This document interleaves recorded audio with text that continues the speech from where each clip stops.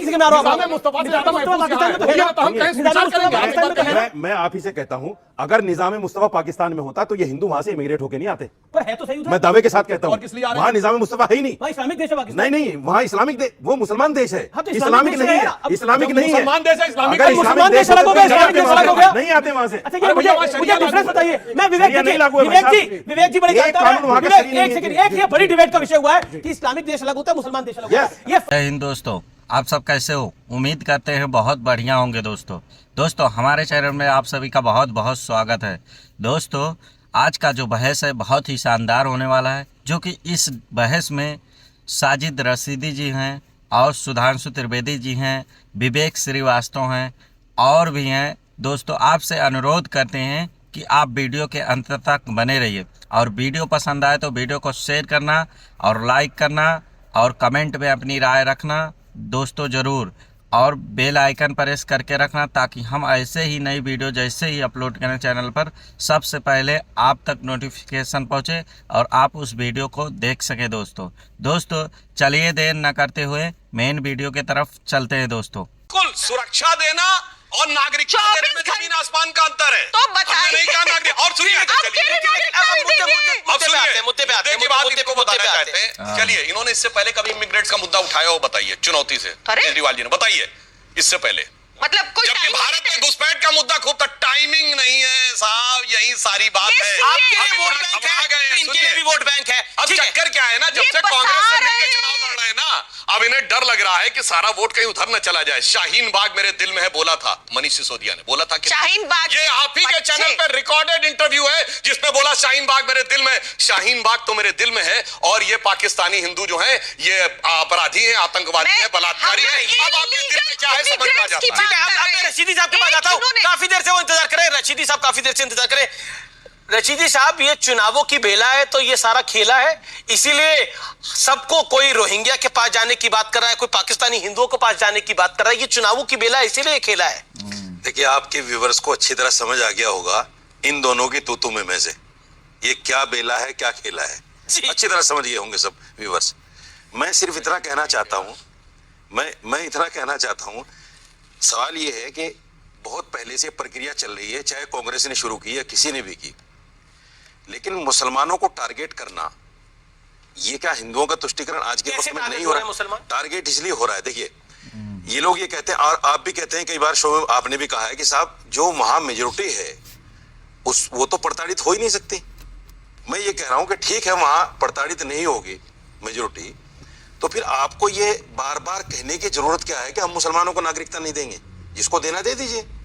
तो वही तो कर रहे हैं। नहीं, बार बार चिल्ला क्यों रहे हैं? कहाँ है? मुसलमान को नहीं देंगे, मुसलमान को नहीं देंगे, मुसलमान को नहीं। हर नेता तो चिल्ला रहे हैं। दूसरी बात आपने बहुत बड़ी लाइन बोली और ये यहाँ पर व्यूअर्स साक्षी हैं और उस तरफ जो स्क्रीन के उस पार देख रहे हैं वो भी साक्षी। आपने बोला देखिए मुसलमानों को ये लोग टारगेट कर रहे हैं। मैं पूछना चाह रहा हूँ कि साजिद रशीदी कैसे टारगेट हो रहा है? आप भी मुसलमान हैं, आप कैसे टारगेट हो रहे हैं? टारगेट इसलिए आपकी नागरिकता जा रही है? जवाब है नहीं। टारगेट देखिए, सीए से हमें कोई नुकसान नहीं है और देश के किसी नागरिक को नुकसान नहीं है, पॉइंट नहीं है। लेकिन जब हम इस बात को कह रहे थे कि भाई जो लोग यहाँ आ गए उनको खाना पानी नागरिकता दीजिए, तो आप ही लोग चिल्ला के कहते थे ये कोई भंडारा खुला हुआ है क्या? इनको तो दे रहे हैं। नहीं, आप लोग कहते थे ये कोई भंडारा है क्या? यहाँ कोई मतलब रोहिंग्या की बात करें कि रोहिंग्या को भी दे रहे। छोड़ दीजिए ना, रोहिंग्या का नाम मत लीजिए ना। रोहिंग्या का नाम लेके फिर आप तुष्टीकरण कर रहे हैं। किसको दे? जो भी है तो उन्हीं को तो दे रहे हैं। आप लोग कहते थे कि ये भंडारा, यहाँ भंडारा थोड़ी खुला हुआ है। हम देश के लोगों को देखेंगे, बाहर से आने वालों को देखेंगे।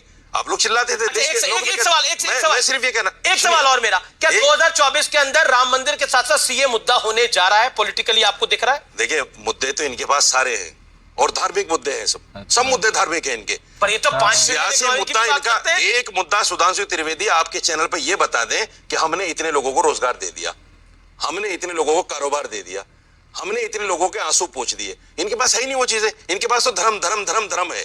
दूसरी बात, जितने लोग पाकिस्तान से इमिग्रेट होकर आएंगे या आ गए हैं, ये गारंटी लेते हैं उनमें IASI के लोग नहीं होंगे। ठीक है, जवाब पॉइंट आया है। जितने भी बैठे बात पे जा रहा हूं। मैं दावे के साथ कह ठीक सकता है, हूं आपका वैलिड सवाल है, वैलिड सवाल है, वैलिड सवाल है, ISI के एजेंट जवाब ले निकलेंगे, लेते हैं। जो ओके, कि देखिए पहले भी यहाँ सुधांशु जी को सारे जवाब देने हैं, तो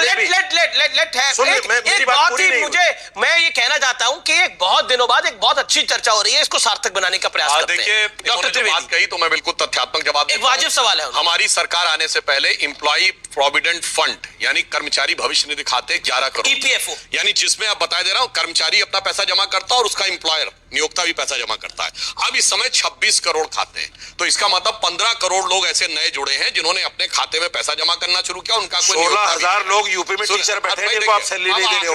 अच्छा, 16,000 लोग दर कितनी है यूपी में? बेरोजगारी दर बोलिए ना। 16,000 लोग यूपी में बैठे हैं जो धरने प्रदर्शन कर रहे हैं, फिर भी जो बोलने लगे और सिर्फ 13,000 रुपए देते हैं उनको, फिर भी वो भी नहीं दे रहे हैं। पिछले 10 साल एक आंकड़ा आया पिछले 10 साल से कैसे बिलबिलाने लगते हैं भाई। बहुत आंकड़ा नहीं, झूठा आंकड़ा है, ये झूठा आंकड़ा है भाई साहब, झूठा EPFO आंकड़ा का है। आंकड़ा झूठा है। सारी सरकार झूठ में, सारी सरकार झूठा नहीं होता। मंत्री से लेकर सब महंगाई कर रहा है। मौलाना साहब, आप पॉलिटिकल अच्छा, चलिए, IMF के हिसाब से भारत में महंगाई EPFO का डाटा सैक्रोसेंट होता भाई है। साहब, ये उसको- 600 उसको करोड़ से, कोई- ये 600 अच्छा, करोड़ मुझे- लोगों से वोट ले सकते हैं। लेकिन आप 600 करोड़ से गलत- वोट ले सकते हैं ये। अच्छा, हाँ, इतना झूठ बोलते हैं। जवाब देखिए, अगर मैं इनसे पूछूं IMF के हिसाब से भारत की विकास दर कितनी, वो तो हम नहीं तय कर रहे हैं ना। बोलिए बोलिए, नहीं बोल पाएंगे। सबसे ज्यादा है पूरी दुनिया में 7.2% के हिसाब से, और G7 G20 कंट्रीज में हम सबसे ऊपर हैं। इस समय महंगाई की दर भारत के अंदर 5.1 है। इकोनॉमिक इशू अब इसमें नहीं है, वहां इनको नजर आता है कि मुसलमानों के साथ भेद किया जा रहा है। अरे भाई, मुस्लिम वर्ड उसमें कहीं नहीं लिखा है, उसमें सिर्फ हिंदू, सिख, जैन, बौद्ध, पारसी और ईसाई लिखा हुआ है। कहीं कोई, और दूसरा वो क्यों है मैं भी बता देना चाहता हूं। हम इन 3-4 देशों में देखा जाए तो हम एक सेकुलर देश है, इसलिए सेकुलर देश के नाते हमारी धर्मनिरपेक्षता की एक कसौटी है कि उन देशों में जो मजहबी रूप से प्रताड़ित लोग हैं उनको हम अपने घर में शरण दें। ये धर्मनिरपेक्ष भारत की कसौटी है, इसलिए हम ये सेकुलर राष्ट्र का क्रेडेंशियल है। और मैं एक और कहना चाहता हूं, फिर भी अगर इनको लगता है कि मुसलमानों को इंक्लूड करना चाहिए, तो मैं कहना चाहता हूं एक बार दिल खोल के कहो तो कि जो निजामे मुस्तफा है पाकिस्तान में, उसमें मुसलमान महफूज नहीं है, मोदी के हिंदुस्तान में महफूज है। पहले तो कहेंगे मुसलमान को डर लगता है मोदी के हिंदुस्तान में, अब सीए में कहेंगे आओ मेरे भाई स्टैंड क्लियर कर लीजिए। ठीक है, निजाम में एक सेकंड में आ रहा हूं। निजामे मुस्तफा से ज्यादा महफूज यहाँ है। बोलिए ना, तो हम कहें विचार करेंगे। मैं आप ही से कहता हूं, अगर निजाम मुस्तफा पाकिस्तान में होता तो ये हिंदू वहां से इमिग्रेट होके नहीं आते। पर है तो सही उधर। मैं दावे के साथ कहता हूं। और किस लिए आ रहे हैं? वहां निजाम मुस्तफा है ही नहीं। वहाँ इस्लामिक देश है पाकिस्तान। नहीं, वहां इस्लामिक देश, वो मुसलमान देश है। हाँ, तो इस्लामिक नहीं है, इस्लामिक नहीं है। मुसलमान देश है, इस्लामिक अगर मुसलमान देश अलग हो गया, इस्लामिक देश अलग हो गया। नहीं आते वहां से। अच्छा, ये मुझे डिफरेंस बताइए। मैं विवेक जी बड़ी एक कानून वहां का सही नहीं है। एक सेकंड, एक ये बड़ी डिबेट का विषय हुआ है कि इस्लामिक देश अलग होता है, मुसलमान देश अलग होता है। ये फर्क देखिए, मैं सुधांशु जी से पूछूंगा, ये बोलेंगे कि वो उनका विचार तो अलग ही होगा। आपसे मैं पूछता हूँ, इस्लामिक देश और मुसलमान देश में फर्क क्या होता है? वो ये कहना चाहते हैं, नहीं, वो क्या कहना चाहते हैं? ये कहना चाहते हैं। कानून है ही ये क्या नहीं, सुनिए, अब मैं दूसरी बात कहता हूं, इस कॉन्स्टिट्यूशन की बात करता हूं मैं।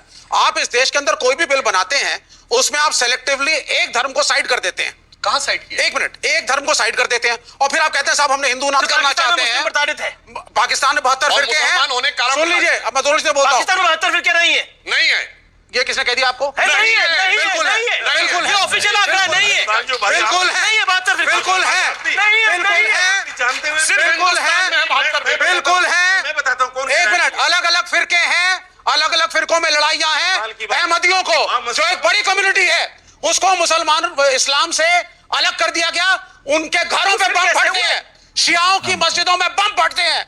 मैं ऐसे बहुत से आपको सुना तो, लेकिन अगर आप ह्यूमैनिटेरियन हैं, हमारे हिंदू भाइयों की मदद कर रहे हैं, तो कोई मुस्लिम भाई भी आते हैं, चाहे वो रोहिंग्या हो, उनकी भी मदद करिए। कई आप धर्म के हिसाब से सिलेक्टिव नहीं हो सकते। धर्म के हिसाब से सिलेक्टिव नहीं हो सकते। सुधांशु बहुत अच्छा बोला। शियाओं की मस्जिदों में बम फटते हैं, मगर वहीं जहां मुस्लिम मेजॉरिटी में है, काबुल में भी फटते हैं, पेशावर में भी फटते हैं, सीरिया में भी फटते हैं, इराक में भी फटते हैं, पाकिस्तान, हिंदुस्तान में नहीं फटते हैं। इस्लामोफोबिया इस्लामोफोबिया, क्योंकि यहाँ पे 70 साल से हमारा सेकुलरिज्म था। वहां नहीं फटते, क्योंकि यहाँ पे 70 साल से कांग्रेस और कम्युनिस्टों का सेकुलरिज्म था, इसलिए नहीं फटते। अच्छा, आपका जब से आया है तब से नमाज पढ़ते हुए लोगों को पुलिस वाले लात मारते हैं। सुनिए, ये आपका सेकुलरिज्म गलत था। वो गलत का सेकुलरिज्म ये था कि तोप लगा के मस्जिद उड़ा देते थे। चेकोस्लोवाकिया, रोमानिया, चेकोस्लोवाकिया को छोड़ो, भारत में आइए। चाइना का सेकुलरिज्म है। चेक करिए, कम्युनिस्ट सेकुलरिज्म है कि चीन में मस्जिद के ऊपर गुंबद नहीं हो सकता। जो गुंबद है सब हटवा दिए गए, दाढ़ी नहीं रख सकते, रमजान में पब्लिकली नमाज नहीं पढ़ सकते। आप चाहते हैं क्या बात करते हैं? आप चाहते हैं ऐसा? ऐसा कोई नहीं चाहता। आप जवाब दीजिए। विषय पर आते हैं, विषय पर आते हैं। मेरे साथ कई सारे यहाँ पर व्यूअर्स हैं, ऑडियंस है जो कि सवाल पूछ रहे थे। क्या सवाल है आपका? पूछिए, खड़े होके पूछिए। सर मेरा क्वेश्चन ये है कि आसपास हमारे बहुत सारे मुस्लिम देश हैं, दुबई है, इराक है, ईरान है, पर हिंदू देश तो एक ही है। तो क्या हमें जो हमारे हिंदू भाई बहन हैं, श्रीलंका भी है, तो हमें उनको अपने, अरे इन्हें क्यों डांट रहे? इन्हें क्यों डांट रहे? सवाल तो पूछ ले अपना। तो महोदय आपको ऐसा नहीं लगता कि हमें, पूछिए भैया। क्या आपको ऐसा नहीं लगता कि हमारे पास जब एक हिंदू देश है तो हमें उनको मौका देना चाहिए जो हमारे भाई बहन प्रताड़ित हैं पाकिस्तान ये में? आपकी भावना की हिंदू देश है, लेकिन ये हिंदू देश नहीं है। जवाब दे देता हूँ। जी। यहाँ 140 करोड़ आबादी पहले से है। आप नेपाल जाओ, आप श्रीलंका जाओ, हिंदुस्तानी क्यों? ये बांग्लादेशियों रोहिंग्या से बोलिए, हिंदुस्तान ही क्यों? रोहिंग्या बोलिए। वापस रुक गए? रोहिंग्या का समर्थक नहीं हूँ, मैं रोहिंग्या का समर्थक नहीं हूँ। 50 वीडियो है मेरे भाई, ऐसे मत बोलिए। खूब डिबेट टीवी पे डिबेट किए हैं। तो दोस्तों, हमें उम्मीद है कि आप वीडियो के अंत तक बने रहे होंगे। अगर बने रहे होंगे तो आपको बहुत बहुत धन्यवाद। दोस्तों, वीडियो कैसा लगा? हमें उम्मीद है कि आपको बहुत ही पसंद आया होगा ये बहस। आपको कैसा लगा? सुधांशु त्रिवेदी जी सवाल किए साजिद रशीदी से और विवेक श्रीवास्तव से, वो लोग जवाब ही नहीं दे पाए। भाई आप क्या कहना चाहते हैं? सुधांशु जी जहाँ पे रहते हैं भाई, बहुत ही अच्छी सवाल करते हैं और जवाब उनका कोई दे नहीं पाता है। बहुत मुश्किल से घुमा फिरा के दे तो दे, नहीं तो दे नहीं पाते। और सुधांशु जी कुछ भी, कोई भी सवाल हो, उनको जवाब देना बहुत अच्छी तरह से आता है, क्योंकि जानकारी है भाई। आपको ऐसा ही वीडियो इस चैनल पे मिलता रहेगा दोस्तों। अगर वीडियो पसंद आया तो वीडियो को शेयर करें और लाइक करें और कमेंट में अपनी राय ज़रूर रखें, आपको कैसा लगा दोस्तों। और बेल आइकन प्रेस कर लें चैनल का, ताकि हम ऐसा ही नए वीडियो जैसे अपलोड करें तो सबसे पहले आप तक नोटिफिकेशन पहुँचे और आप उस वीडियो को देख सके दोस्तों। चलिए मिलते हैं किसी और नई वीडियो में, तब तक के लिए जय हिंद, जय भारत, जय श्री राम, राधे राधे।